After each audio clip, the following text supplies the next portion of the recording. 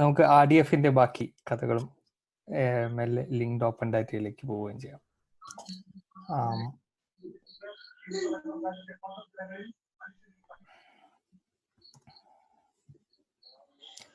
കഴിഞ്ഞ 2 സെഷനിലും ഉള്ളവരും ഇല്ലാത്തവർക്കും വേണ്ടി ഞാൻ വളരെ ക്വിക്കായിട്ട് ചില ബേസിക് കൺസെപ്റ്റ് മാത്രം റിപ്പീറ്റ് ചെയ്യാം.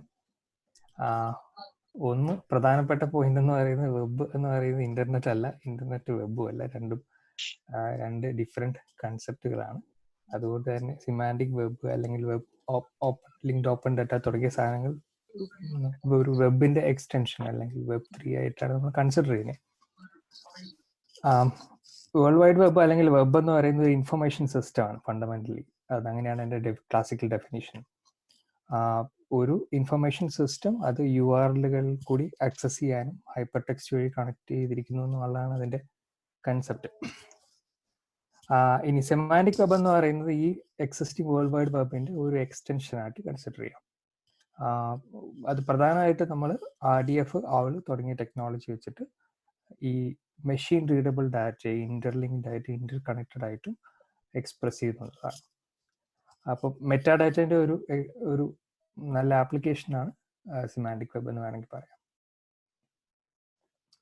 ഇനി നമ്മൾ ചർച്ച ചെയ്തുകൊണ്ടിരിക്കുന്ന സാധനം RDF ആണ്. RDF ഈ സെഷൻ തീരുന്നത് വരെ നമ്മൾ ചർച്ച ചെയ്യും. രണ്ട് പ്രധാനപ്പെട്ട കാരണങ്ങൾ കാരണമാണ് നമ്മൾ RDF പ്രധാനമായി ഇതിനകത്ത് ഫോക്കസ് ചെയ്യുന്നത്. ഒരു ഗ്രാഫ് ഡാറ്റ മോഡലിന്റെ ഏറ്റവും പെർഫെക്റ്റ് എക്സാമ്പിളാണ്, അല്ലെങ്കിൽ അതിന്റെ mother of all graph data സിസ്റ്റമാണ് RDF എന്ന് പറയുന്നത്. അതിൽ enterprises industry data graph data ബേസുകൾ പലതും RDFന്റെ ഒരു മോഡലിൽ നിന്ന് അബ്സ്ട്രാക്ട് ചെയ്തതാണ്. അപ്പം നമ്മളെ സംബന്ധിച്ചിടത്തോളം RDFന്റെ പ്രാധാന്യം വരാൻ കാര്യം എന്താ വെച്ച് കഴിഞ്ഞാൽ സയന്റിഫിക് അക്കാഡമിക് കമ്മ്യൂണിറ്റി ഏറ്റവും കൂടുതൽ ഡാറ്റ ഇന്റർഓപ്പറബിലിറ്റിക്ക് വേണ്ടി ഉപയോഗിക്കാൻ പോകുന്ന ഒരു സ്റ്റാൻഡേർഡിൽ ഒരെണ്ണമാണ് RDF. അപ്പം ഒരു ഫ്യൂച്ചർ ഡാറ്റ ഇന്റർഓപ്പറബിലിറ്റി എന്ന് പറയുന്നത് മുഴുവൻ RDF മോഡലിന്റെ പുറത്താണ് ഉണ്ടാവുക. അപ്പോൾ RDF നമ്മൾ വളരെ സീരിയസ് ആയിട്ട് ഫോക്കസ് ചെയ്യുന്നതുകൊണ്ടാണ്. RDF വളരെ മിനിമലി എക്സ്പ്രസ് ചെയ്യുന്ന ഒരു ഫോമാറ്റാണ്. അത് പിന്നെ ട്രിപ്പിൾസ് ആയിട്ടാണ് എക്സ്പ്രസ് ചെയ്യുന്നത്. ട്രിപ്പിൾസ് എന്ന് നമ്മൾ ഡിസ്കസ് ചെയ്ത് ഒരു സബ്ജക്റ്റും ഒരു ഒബ്ജക്റ്റും അതിനെ കണക്ട് ചെയ്യുന്ന ഒരു പ്രെഡിക്കേറ്റ്. അപ്പോൾ ബേസിക് ലാംഗ്വേജിന്റെ അതേ സ്വഭാവത്തോടു കൂടി നമ്മളൊരു സാധനത്തിനെ ഡിസ്ക്രൈബ് ചെയ്യുന്നു, അത്ര തന്നെ ഉള്ളൂ. ഇനി ഒരു ഇമ്പോർട്ടൻറ്റ് ആസ്പെക്ട് എന്താണെന്ന് വെച്ച് കഴിഞ്ഞാൽ RDF എന്ന് പറയുന്നത് ഒരു ഫ്രെയിം വർക്കാണ്, ഒരു ഫോർമാറ്റ് അല്ല. അത് ഈ സെഷനോട് കൂടി തന്നെ ക്ലിയർ ആവും എന്നുള്ളതാണ് എൻ്റെ ഒരു ധാരണ. നമുക്ക് മുന്നോട്ട് പോകാം. ഇനി ട്രിപ്പിൾസിന്റെ ഒരു എക്സാമ്പിൾ നമ്മൾ ചർച്ച ചെയ്തുകൊണ്ടിരിക്കുന്നത് എങ്ങനെ ഒരു വടക്കൻ വീരഗാഥയെ നമ്മൾ RDFൽ എക്സ്പ്രസ് ചെയ്യും എന്നുള്ളതാണ്. ഇപ്പോൾ ഒരു ട്രിപ്പിൾ, ഫസ്റ്റ് ട്രിപ്പിൾ നമ്മളൊരു ഡയറക്ടറെ ഡിനോട്ട് ചെയ്തു, സെക്കൻഡ് ട്രിപ്പിളിൽ നമ്മൾ ഒരു റൈറ്ററെ ഇൻഡിക്കേറ്റ് ചെയ്തു. ഇത് രണ്ട് ട്രിപ്പിളുകളും നമുക്ക് കമ്പൈൻ ചെയ്യാൻ പറ്റുന്നതാണ്. പക്ഷെ ഒരു പ്രധാനപ്പെട്ട പ്രശ്നം എന്ന് പറയുന്നത് നമ്മളിതിനെ മെഷീൻ ആക്ഷനബിളോ മെഷീൻ ഡ്യൂറബിളോ ആക്കുന്ന സമയത്ത് ഈ സിമാൻറ്റിക്സ് എങ്ങനെ എക്സ്പ്രസ് ചെയ്യുന്നു എന്നുള്ളതാണ് ഒരു ചലഞ്ച്. ആ സിമാൻറ്റിക്സ് എക്സ്പ്രസ് ചെയ്യാൻ വേണ്ടിയിട്ടുള്ള മെക്കാനിസം എന്തൊക്കെയാണ്, അത് എങ്ങനെയാണ് ഈ ഡയറക്ടർ എന്ന് പറയുന്ന കൺസെപ്റ്റ് നമ്മൾ എസ്റ്റാബ്ലിഷ് ചെയ്യുന്നത് എന്നുള്ളതാണ് ഒരു ചലഞ്ച്. അതിന് നമ്മൾ ഉപയോഗിക്കുന്ന ഒരു മെക്കാനിസമാണ് ഐഡന്റിഫയർ എന്ന് പറയുന്നത്. അത് URI എന്നൊരു കൺസെപ്റ്റ് അങ്ങനെയാണ് നമ്മൾ ഇൻട്രൊഡ്യൂസ് ചെയ്തത്. എല്ലാ URLകളും URIകളാണ്, എന്നാൽ എല്ലാ URIകളും URLകളല്ല. URL ഒരു വലിയ ഫാമിലി ഓഫ് ഐഡന്റിഫയേഴ്സ് ആണ്.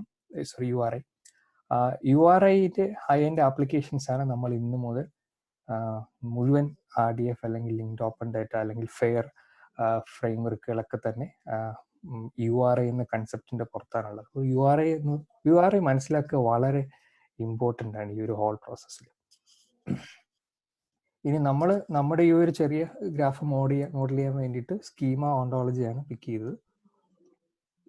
അതിൽ സ്കീമേൻ്റെ മൂവി എന്ന് പറയുന്ന ഒരു ക്ലാസ് വെച്ചിട്ടാണ് നമ്മളിപ്പോൾ മുന്നോട്ട് പോയിക്കൊണ്ടിരിക്കുന്നത്. ഈ ക്ലാസ് എന്തൊക്കെയാണെന്നൊക്കെ മിക്കവാറും നമ്മുടെ ഏറ്റവും അവസാനത്തെ സെഷൻ എത്തപ്പോഴേക്കും ഓണ്ടോളജിയിൽ എങ്ങനെ ക്ലാസ്സുകൾ ഫോം ചെയ്യുന്നത്, ക്ലാസ്സുകൾ എങ്ങനെ ഫൈൻഡ് ഔട്ട് ചെയ്യാം, യൂസ് ചെയ്യാം, നിങ്ങളുടെ ഓരോരുത്തരുടെ ഡൊമൈനിൽ. ഇപ്പം ഞാൻ വളരെ ഡൊമൈൻ സ്പെസിഫിക് ആയി സംസാരിക്കാത്തതിന് കാര്യം എന്താണെന്ന് വെച്ച് കഴിഞ്ഞാൽ പലരും പല ഫീൽഡിൽ ആപ്ലിക്കേഷൻ ഉള്ളവരായിരിക്കും. ഫിസിക്സും കെമിസ്ട്രി ബയോളജിയും ബയോ ഇൻഫോർമാറ്റിക്സും ഒക്കെയാണ്. ഇത് വളരെ ഡൈവേഴ്സ്ഡ് ആണ്.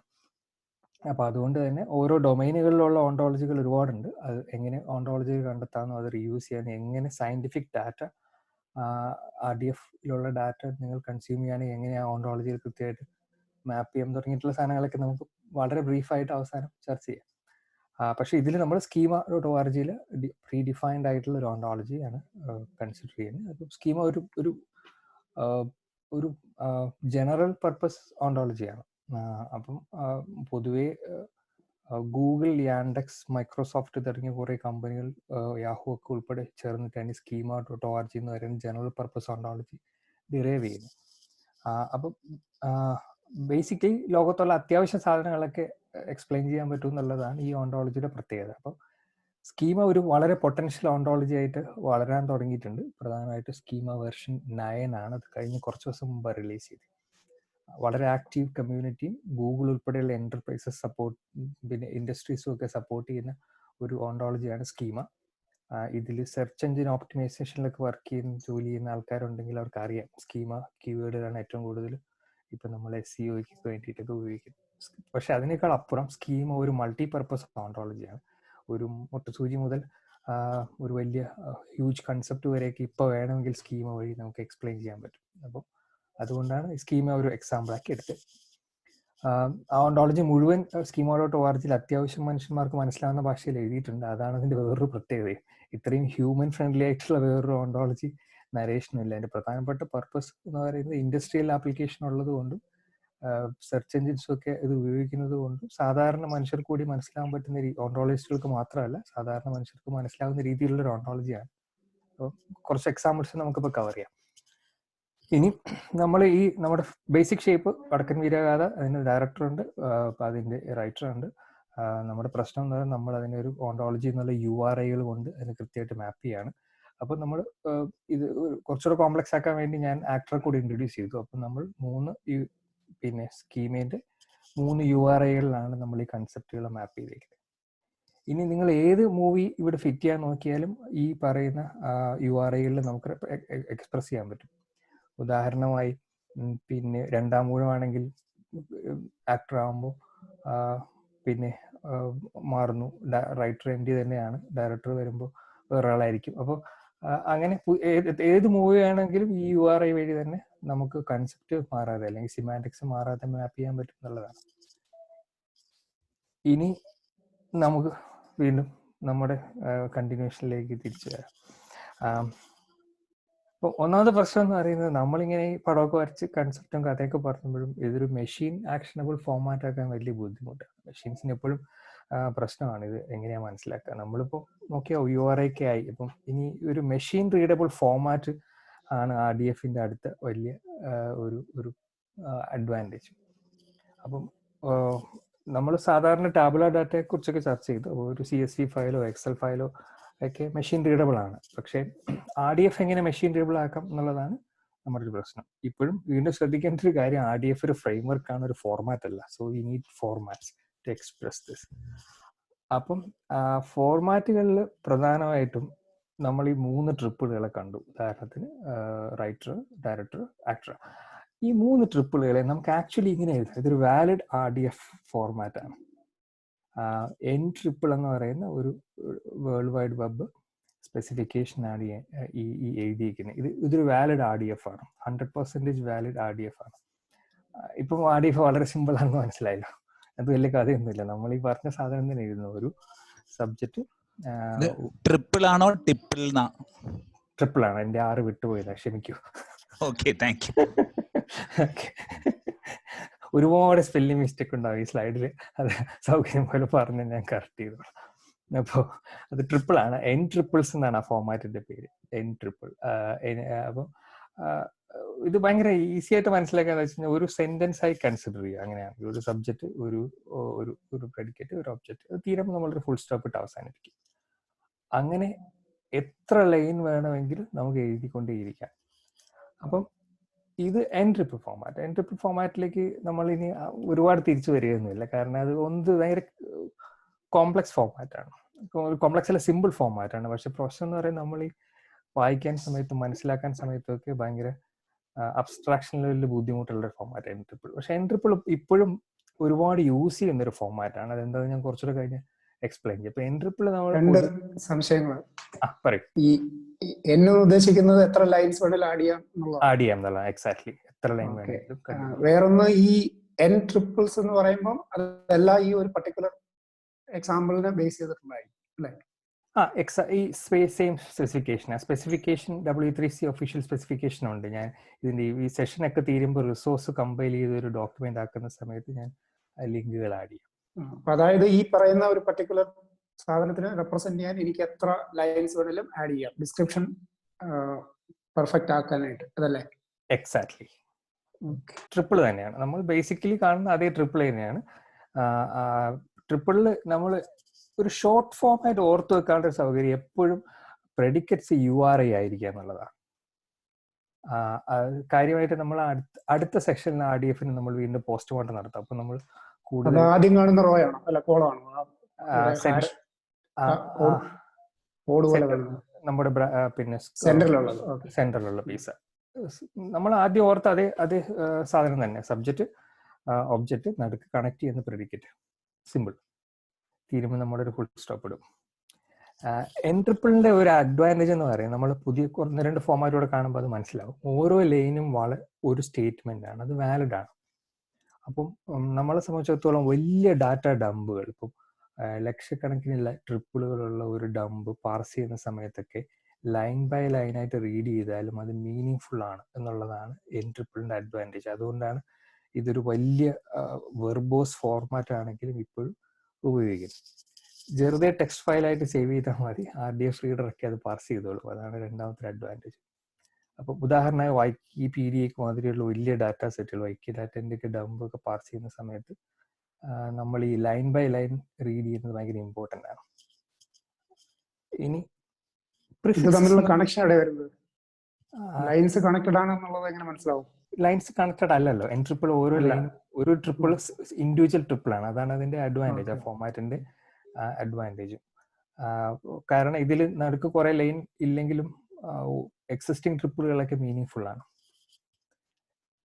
അപ്പോൾ അത് ഒരു കണക്ഷൻ ബിൽഡ് ചെയ്യാൻ ഇപ്പൊ ഇതിനകത്തൊരു കണക്ഷൻ ഉണ്ട്. ഉദാഹരണം നമ്മുടെ സബ്ജക്റ്റ് കോമൺ ആണ്, അപ്പം RDF പാർസറുകൾക്ക് അത് മനസ്സിലാക്കാൻ പറ്റും. ഒരു കോമൺ സബ്ജക്റ്റിനെയാണ് നമ്മൾ നോട്ടേറ്റ് ചെയ്യുന്നത്. അപ്പം ഒരു സ്വാഭാവികമായ ഗ്രാഫ് ബിൽഡ് ചെയ്യാൻ എളുപ്പമാണ്. ആ സബ്ജക്റ്റ് മാറുമ്പോൾ ഓട്ടോമാറ്റിക്കലി ആ ഗ്രാഫിന് പുതിയ ബ്രാഞ്ചുകൾ ഉണ്ടായിക്കൊണ്ടിരിക്കും.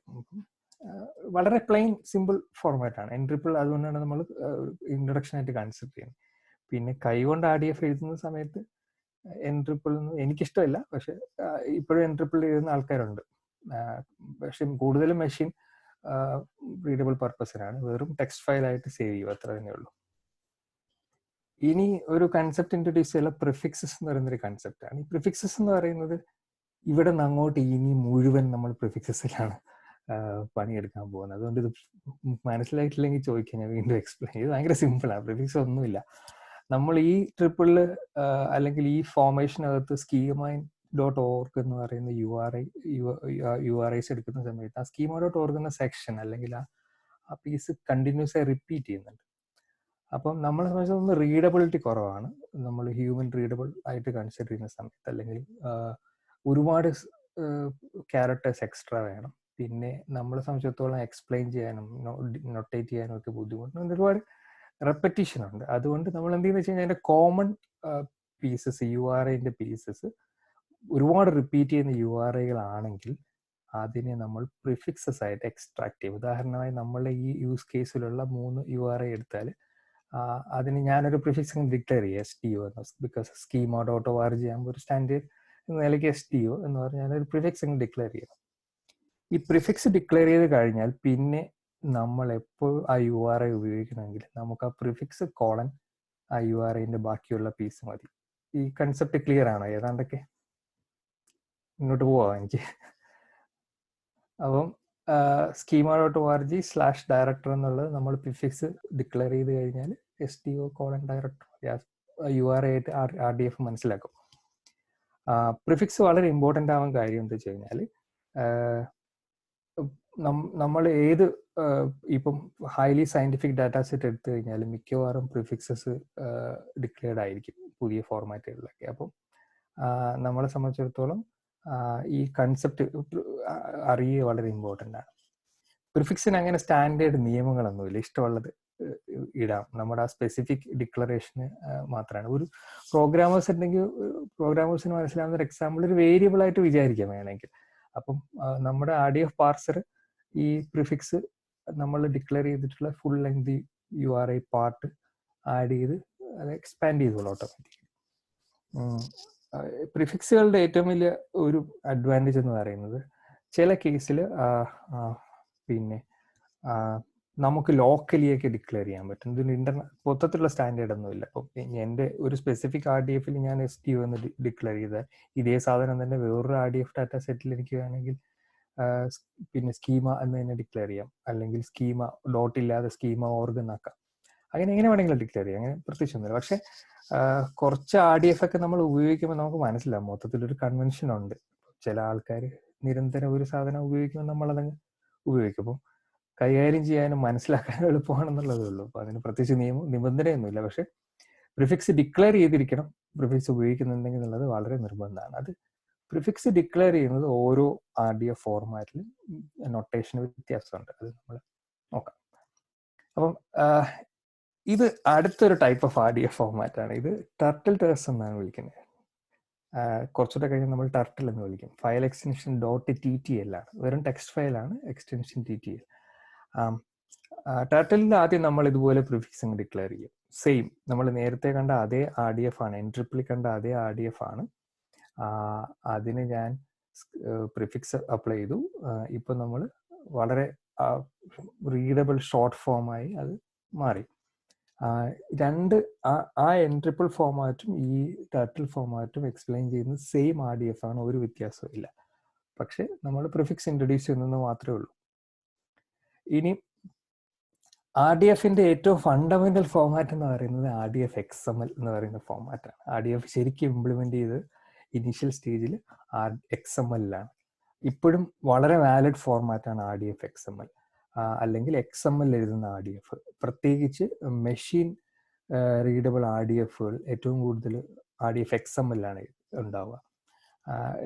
ഒന്ന് രണ്ട് കാരണങ്ങളുണ്ട്. XML-മായി ബന്ധപ്പെട്ട ടൂളുകൾ ഒരുപാടുണ്ട്. അപ്പോൾ XML വാലിഡേറ്റ് ചെയ്യാനും XML ജനറേറ്റ് ചെയ്യാനും പാർസ് ചെയ്യാനും ഒക്കെ ടൂളുകൾ ഉള്ളത് കൊണ്ട് തന്നെ വലിയ സിസ്റ്റംസ് ഒക്കെ XML കുറച്ച് ഫേവറബിൾ ആയിട്ട് കൺസിഡർ ചെയ്യാറുണ്ട്.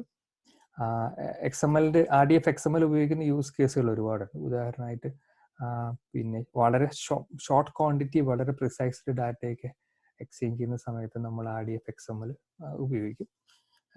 നമ്മൾ ഇത്രയും നേരം കണ്ട രണ്ട് ഫോമാറ്റുകളും കുറച്ചുകൂടി മെഷീൻ ഫ്രണ്ട്ലി ആക്കി എഴുതുന്നതാണ്. പക്ഷേ സെയിം ആണ്. എല്ലാ RDF പാർസറും ഫണ്ടമെന്റലി RDF XML സപ്പോർട്ട് ചെയ്യുന്നുണ്ട് മിക്കവാറും ഒക്കെ. അപ്പം ഇതും ഒരു ഫോർമാറ്റാണ് RDF എക്സ്പ്ലെയിൻ ചെയ്യാനുള്ള.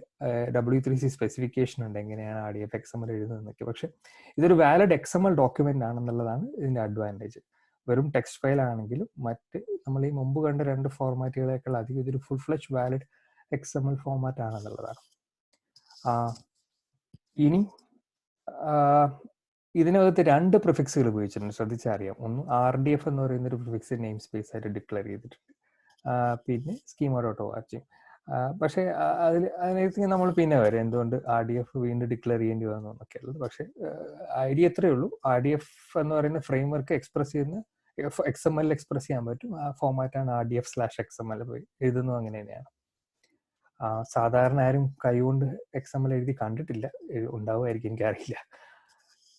ഇനി നമ്മൾ ടർട്ടിൽ കണ്ടു. ടർട്ടിലിന്റെ ഒരു എക്സ്റ്റൻഷൻ ഫോമാറ്റാണ് ട്രിജി എന്ന് പറയുന്ന ഫോമാറ്റ്. RDF ട്രിജിയിലും എഴുതാറ്. ഹാൻഡ് റിട്ടൺ RDF എഴുതുന്ന ആൾക്കാരെ സംബന്ധിച്ചിടത്തോളം ഭയങ്കര രസമുള്ളൊരു ഫോമാറ്റാണ് ഈ ട്രിജി എന്ന് പറയുന്നത്. RDF നല്ലൊരു സിൻടാക്സ് ഹൈലൈറ്റർ ഉണ്ടെങ്കിൽ ഭയങ്കര റീഡബിൾ ആണ് വേറെ ഏത് ഡാറ്റ ഫോമാറ്റിനേക്കാൾ. ഹ്യൂമൻ റീഡബിൾ, ഇത്രയും നല്ല human readable data format, serialisation format ഇല്ല. പ്രത്യേകിച്ച് ടർട്ടിലും ട്രിജിയും. ഈ സ്ലൈഡിൽ കാണുന്ന കളർ ഹൈലൈറ്റ് എൻ്റെ ടെക്സ്റ്റ് എഡിറ്ററിൽ നിന്നുള്ള അതേ കളർ ഹൈലൈറ്റ് എൻ്റെ ടെക്സ്റ്റ് എഡിറ്റിന്റെ സ്ക്രീൻഷോട്ടാണ് അത്. അപ്പോൾ അത്രയും റീഡബിൾ ആയിട്ട് നമുക്ക് സീരിയലൈസേഷൻ ചെയ്യാൻ പറ്റും എന്നുള്ളതാണ് ട്രിജിന്റെയും ടർട്ടിലിന്റെയും അഡ്വാൻറ്റേജ്. ഇതും വളരെ ഒരു വാലിഡ് ഫോമാറ്റ് ആണ്. പക്ഷെ പിന്നെ ഏറ്റവും കൂടുതൽ യൂസ് ചെയ്യുന്നത് ടർട്ടിൽ ഫോമാറ്റ് തന്നെയാണ്. അപ്പോൾ ട്രിജി 100% വാലിഡ് ടർട്ടിൽ ഫോമാറ്റ് ആണ്. ഒരു എക്സ്റ്റൻഷൻ ഉണ്ടെന്നേ ഉള്ളൂ. അതിന്റെ കൂടുതൽ യൂസ് കേസുകൾ നമ്മൾ ഏറ്റവും അവസാനം 3-4 സാമ്പിൾ RDF വലിയ actual real world sample RDF നോക്കുന്ന സമയത്ത് ഈ വ്യത്യാസം മനസ്സിലാക്കാൻ പറ്റും. ഇനി ഇപ്പോൾ ഏറ്റവും കൂടുതൽ പോപ്പുലർ ആയിട്ടുള്ള ഒരു ഫോർമാറ്റാണ് JSON LD എന്ന് പറയുന്ന ഒരു ഫോർമാറ്റ്. ഇത് നമ്മൾ ഇത്രയും നേരം കണ്ട അതേ RDFനെ JSON ജാവാസ്ക്രിപ്റ്റ് ഒബ്ജക്റ്റ് നൊട്ടേഷൻ എന്ന് പറയുന്ന ഒരു ഫോർമാറ്റിൽ എക്സ്പ്രസ് ചെയ്യുന്നതാണ്. JSON LD വളരെ പോപ്പുലർ ഫോർമാറ്റാണ്. പ്രധാനമായിട്ടും ഉദാഹരണമായി ഗൂഗിൾ സ്ട്രക്ചേർഡ് ഡാറ്റ എൻ്റെ റെക്കമെൻഡഡ് ഫോർമാറ്റ് JSON LD ആണ്. അതുപോലെ ഈ സെർച്ച് എഞ്ചിനുമായി ബന്ധപ്പെട്ട് സ്കീമ എഴുതുന്നവരും ഉപയോഗിക്കുന്ന ഏറ്റവും കൂടുതൽ ഉപയോഗിക്കുന്ന ഫോർമാറ്റ് JSON LD ആണ്. ഇത് വാലിഡ് RDF ആണ് JSON LD. പക്ഷേ JSON LD ഒരു സെപ്പറേറ്റ് കാറ്റഗറി ആയിട്ടാണ് എപ്പോഴും കൺസിഡർ ചെയ്യുന്നത്. കാരണം ലിങ്ക്ഡ് ഡാറ്റയെ ഏറ്റവും കൂടുതൽ സപ്പോർട്ട് ചെയ്യുന്ന ഒരു ഫോർമാറ്റാണ് JSON LD. അതുകൊണ്ടാണ് അതിന് പ്രയോറിറ്റി വരുന്നത്. JSON LDൻ്റെ യൂസ് കേസസ് ഒക്കെ നമുക്ക് പിന്നെ നോക്കാം. പക്ഷെ ഇങ്ങനെയും ഇതേ സാധനം റെപ്രസെന്റ് ചെയ്യാൻ ഒരേ മീനിങ്ങും കോണ്ടക്സ്റ്റും തന്നെയാണ്, വലിയ വ്യത്യാസമൊന്നുമില്ല. പിന്നെ JSON LDയിലേക്ക് വരുമ്പോൾ സ്പെഷ്യൽ കീവേഡുകളുണ്ട്. ഉദാഹരണം ID, @ID, കോണ്ടെക്സ്റ്റ് തുടങ്ങിയ സാധനങ്ങൾ സ്പെസിഫിക് കീവേഡുകളാണ് JSON LDക്കകത്തുള്ള. കുറച്ചുകൂടി ക്രിപ്റ്റിക്കാണ്. പിന്നെ മെഷീൻ റീഡബിൾ ആണെന്ന് വെച്ചാൽ JSON ആണ്, ഹൈലി മെഷീൻ റീഡബിൾ ആണ്. JSON സ്റ്റാൻഡേർഡ് JSON അല്ല, JSON LDക്ക് സെപ്പറേറ്റ് പാർസേഴ്സ് വേണം. പക്ഷേ വെബ് പേജുകൾക്കകത്ത് നമ്മൾ RDF എംബഡ് ചെയ്യുന്ന സമയത്ത് 2 ഫോർമാറ്റുകളുണ്ട്. ഒന്ന് RDF-A എന്ന് പറയും, അത് അത്ര പോപ്പുലർ അല്ല. പക്ഷേ നമ്മൾ ചില യൂസ് കേസസ് പിന്നെ നോക്കാം. JSON LD ആണ് ഇപ്പോൾ പോപ്പുലർ ആയിട്ട് വെബ് പേജുകൾക്കുള്ളിലൊക്കെ നമ്മൾ RDF എംബഡ് ചെയ്യേണ്ടി വരുമ്പോൾ ഇപ്പോൾ ഉപയോഗിക്കുന്നത്.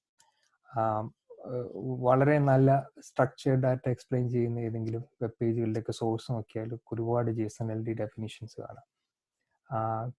പിന്നെ ഗൂഗിൾ സെർച്ച് കൺസോളൊക്കെ ഓപ്റ്റിമൈസ് ചെയ്യാൻ വേണ്ടി ഒത്തിരി പേര് ഉപയോഗിക്കുന്ന ഒരു ഫോർമാറ്റ് കൂടി JSON LD ആണ്.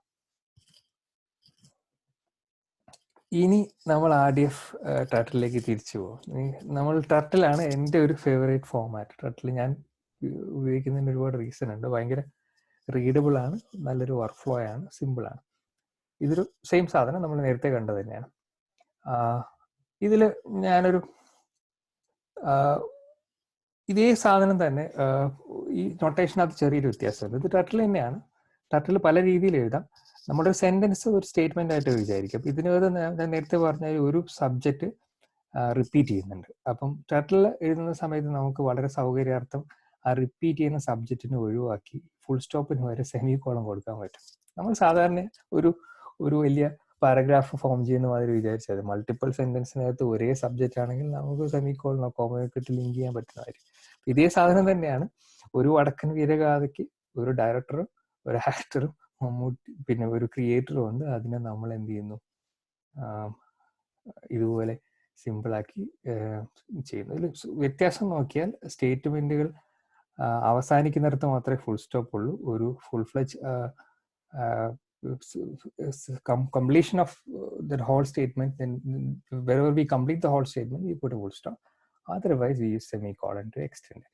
അപ്പോൾ സെമിക്കോളൻ ഉപയോഗിച്ചാൽ അർത്ഥം എന്ന് പറയുന്നത് സബ്ജക്റ്റ് നേരത്തെ ഇതിന് മുന്നേ ഡിക്ലെയർ ചെയ്ത അതേ സബ്ജക്റ്റ് തന്നെയാണ് എന്നുള്ളതാണ്. അപ്പം കൈകൊണ്ട് RDF എഴുതുന്ന സമയത്തൊക്കെ ഇത് ഭയങ്കര ഈസിയസ്റ്റ് നൊട്ടേഷനാണ്, വളരെ എളുപ്പത്തിൽ നോക്കാൻ പറ്റും. ഇപ്പോൾ ഏതാണ്ട് നമ്മുടെ ആക്ച്വൽ പ്രശ്നം മനസ്സിലായിട്ടുണ്ടാവും. N ട്രിപ്പിൾസ് ആണെങ്കിൽ ഓരോ ലൈനും വാലിഡ് ആണ്. പക്ഷേ ടർട്ടിലേക്കൊക്കെ വരുന്ന സമയത്ത് ഇങ്ങനെയൊക്കെ നമ്മൾ ഷോർട്ട് ഹാൻഡ് ചെയ്ത് എഴുതുന്ന സിൻടാക്സ് ആണെങ്കിൽ അത് മുഴുവൻ റീഡ് ചെയ്ത് ലാസ്റ്റ് ഡോട്ടിൽ എത്തുന്ന സമയത്ത് അതൊരു വാലിഡ് ഗ്രാഫായിട്ട് മാറുള്ളൂ.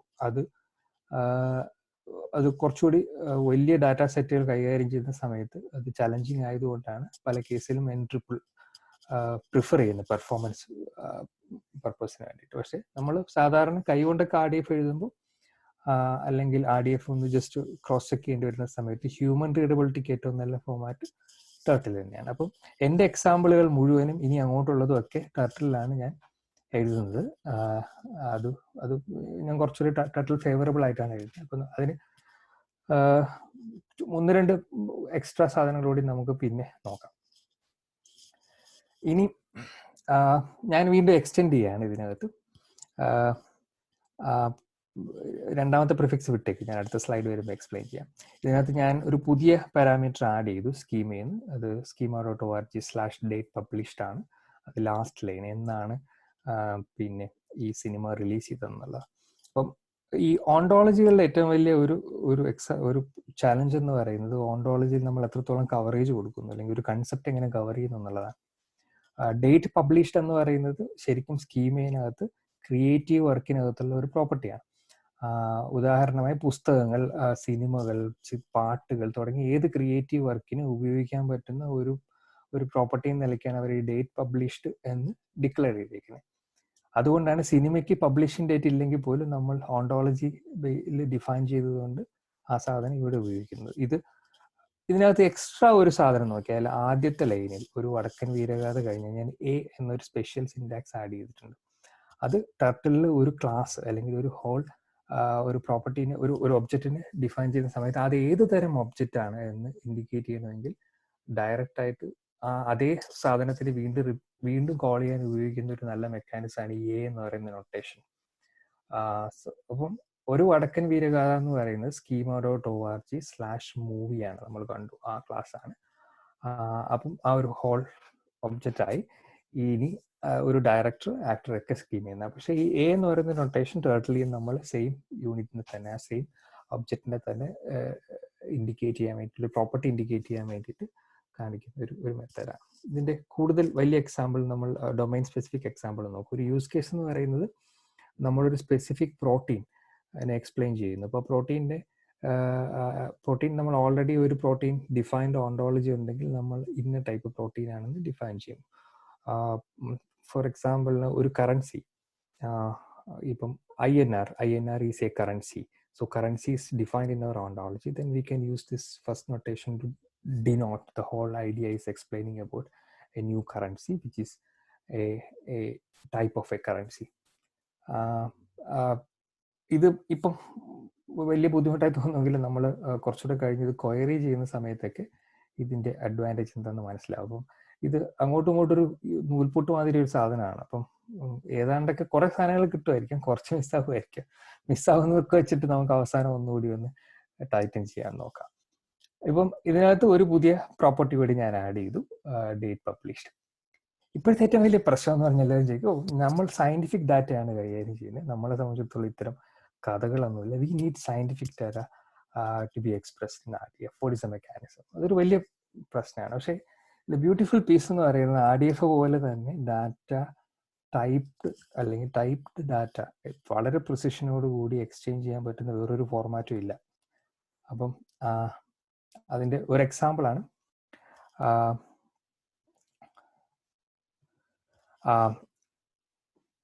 ഇത്. ടൈപ്ഡ് ലിറ്ററലാണ്. നമ്മുടെ ഒരു ഡേറ്റ് പബ്ലിഷ്ഡ് ഞാൻ ഒരു ടൈപ്പ് ആഡ് ചെയ്തതാണ്, XST ഡേറ്റ്. അതുപോലെ തന്നെ ഞാൻ പുതിയൊരു സാധനം കൂടി ഇൻട്രൊഡ്യൂസ് ചെയ്തു, ഡ്യൂറേഷൻ. അതും സ്കീമ ഓണ്ടോളജി എന്ന് വരുന്നതാണ്.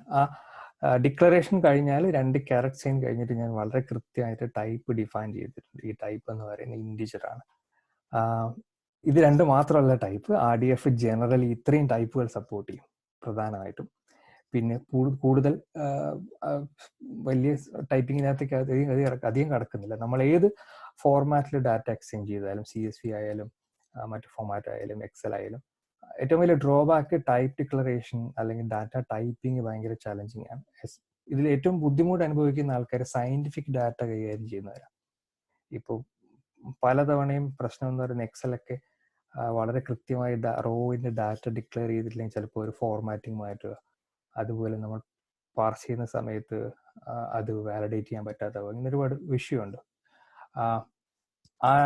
RDFനെ സംബന്ധിച്ചിടത്തോളം നമ്മൾ വളരെ പ്രോപ്പറായിട്ട് ടൈപ്പ് ഡിക്ലെയർ ചെയ്തിട്ടുണ്ടെങ്കിൽ പാർസ് ചെയ്യുമ്പോഴും ഒക്കെ നമുക്ക് ഈ ടൈപ്പ് ഡിക്ലറേഷൻ കീപ്പ് ചെയ്യാൻ പറ്റും. 2 സയന്റിഫിക് ഡാറ്റ വളരെ പ്രിസിഷൻ വേണ്ട സമയത്തും, അതുപോലെ വളരെ കൂടുതൽ ഡാറ്റ, വളരെ വോളിയം ഡാറ്റ, ഉദാഹരണമായി ജെനറ്റിക്സിലും ഒക്കെ വർക്ക് ചെയ്യുന്ന ആൾക്കാരെ സംബന്ധിച്ചിടത്തോളം വളരെ വോളിയം ഡാറ്റയാണ് വരുന്നത്. അത് വളരെ പ്രിസിഷനോട് കൂടി കൈകാര്യം ചെയ്യുക എന്നുള്ളത് ഒരു റീസൺ ആണ്. പിന്നെ ഒരു ഏറ്റവും വലിയ യൂസ് കേസ് എന്ന് പറയുന്നത് മില്യൺസ് ഓഫ് ട്രിപ്പിൾസ് കൈകാര്യം ചെയ്യുന്ന സമയത്ത് വാലിഡേഷൻ റൂളുകൾ എഴുതി ഉണ്ടാക്കാൻ വളരെ എളുപ്പമാണ് ടൈപ്ഡ് ആണെങ്കിൽ.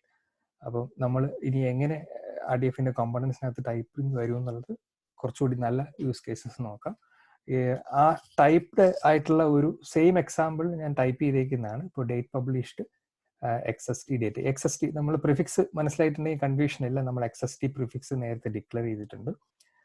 W3C XML സ്പെസിഫിക്കേഷനകത്ത് വരുന്ന ഡിക്ലറേഷൻ ആണ് ഈ ടൈപ്പിംഗ്, ഡാറ്റ ടൈപ്പിംഗ്. അത് തന്നെയാണ് RDFനകത്ത് ഉപയോഗിക്കുന്നത്. അപ്പം ഡേറ്റ് നമ്മൾ ഡിക്ലെയർ ചെയ്തിട്ടുണ്ട്, ഡ്യൂറേഷൻ നമ്മൾ ഡിക്ലെയർ ചെയ്തിട്ടുണ്ട്. ഇപ്പം നമ്മളെ സംബന്ധിച്ചിടത്തോളം ഡാറ്റ എക്സ്ചേഞ്ച് ചെയ്യുന്ന സമയത്തും റീഡ് ചെയ്യുന്ന സമയത്തും പാർസ് ചെയ്യുന്ന സമയത്തും നമ്മൾ ക്വറി ചെയ്യുന്ന സമയത്തും നമുക്ക് വേണമെങ്കിൽ ടൈപ്ഡ് ആക്കി കൊടുക്കാം. ഒരുപാട് യൂസ് കേസസ് ഉണ്ട്, ഞാൻ അതിലേക്ക് കടക്കുന്നില്ല.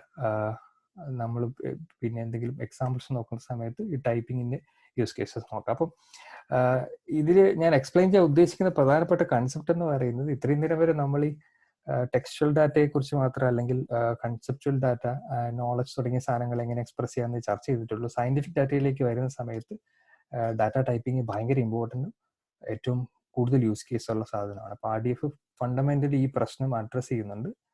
എത്ര കോംപ്ലക്സ് ടൈപ്പ് ഓഫ് ഡാറ്റയും വേണമെങ്കിലും RDFൽ നമുക്ക് എക്സ്പ്രസ് ചെയ്യാം. എക്സിസ്റ്റിംഗ് ഒരു ഫോർമാറ്റിനും അത്രയും എലാബറേറ്റഡ് കേപ്പബിലിറ്റി ഒന്നുമില്ല.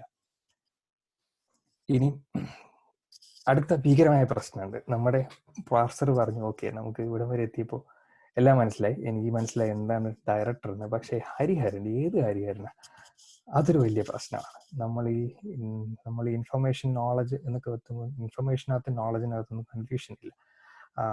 But why we have this confusion here, and who is this Hariharan, which Hariharan? So okay, സിനിമയിൽ നിന്ന് വരുന്ന 3 ഹരിഹരന്മാരെ ഞാൻ കണ്ടുപിടിക്കാൻ പറ്റി. ഇതിൽ ആരാണ് നിങ്ങളുടെ ഹരിഹരൻ എന്ന് ചോദിച്ചാൽ നമ്മുടെ സമയത്ത് വലിയ പ്രശ്നമാണ്.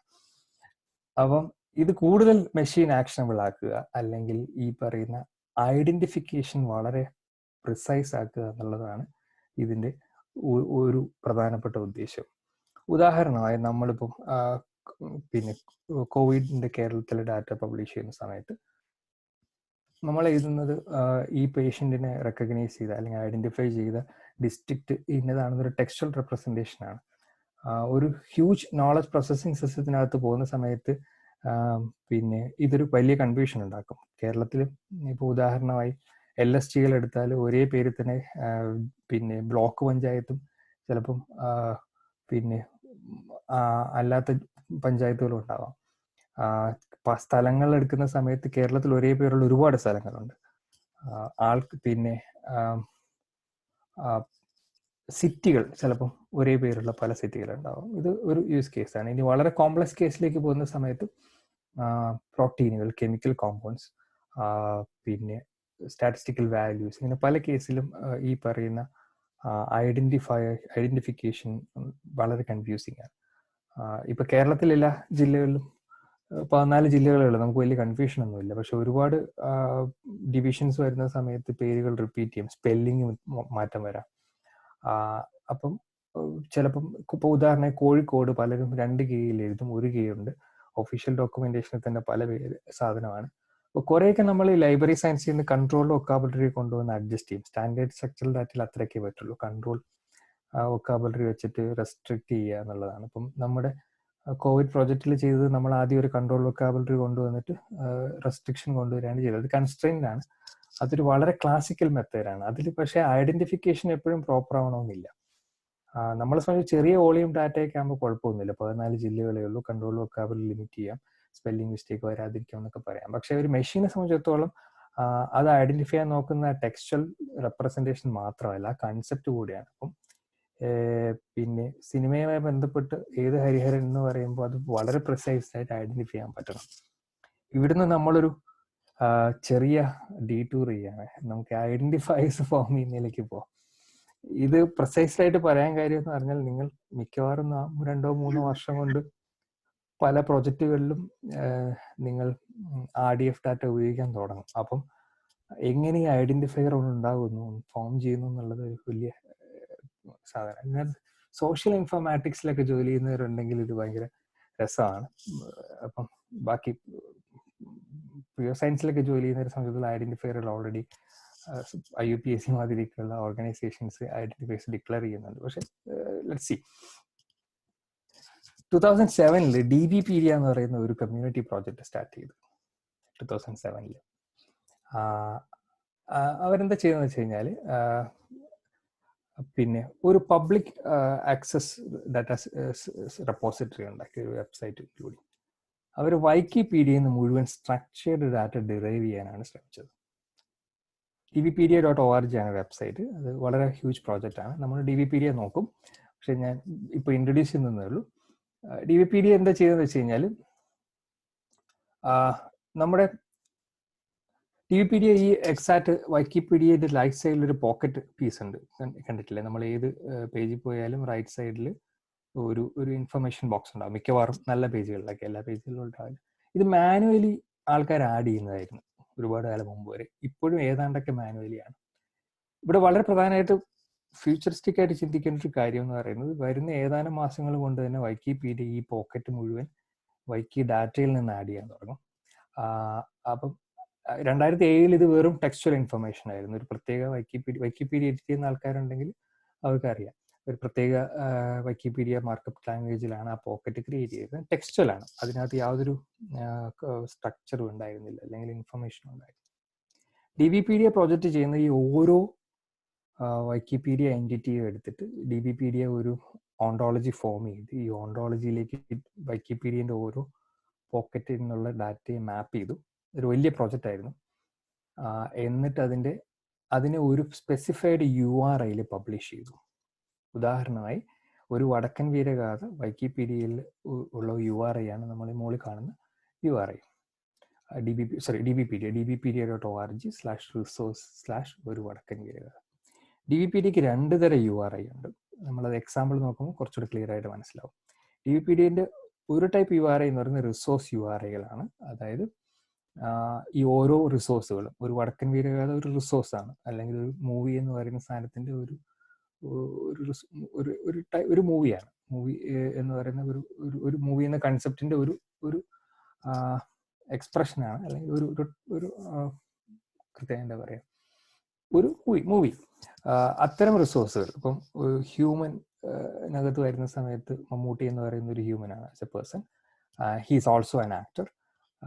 പക്ഷെ മമ്മൂട്ടി എന്ന് പറയുന്ന ഒരു എൻറ്റിറ്റി എടുക്കുന്ന സമയത്ത് dvpediaയിൽ ഒരു റിസോഴ്സ് ആയിട്ടാണ് കൺസിഡർ ചെയ്യുന്നത്. ഇത് dvpediaൻ്റെ രണ്ടാമത്തെ ടൈപ്പ് URI എന്ന് പറയുന്നത് dvpedia ഓണ്ടോളജികളാണ്. ഉദാഹരണമായിട്ട് ഈ ഒരു മൂവി എന്ന് പറയുന്ന ഒരു ഓണ്ടോളജി കൺസിഡർ ചെയ്യുന്ന സമയത്ത് അതിനകത്ത് സ്റ്റാറിംഗ് ഉണ്ട്, അല്ലെങ്കിൽ ഡയറക്ടർ, പിന്നെ അത്തരം സാധനങ്ങൾ കൺസെപ്ച്വൽ വൈസ് ഓണ്ടോളജി ആയിട്ടാണ് ഡിഫൈൻ ചെയ്യുന്നത്.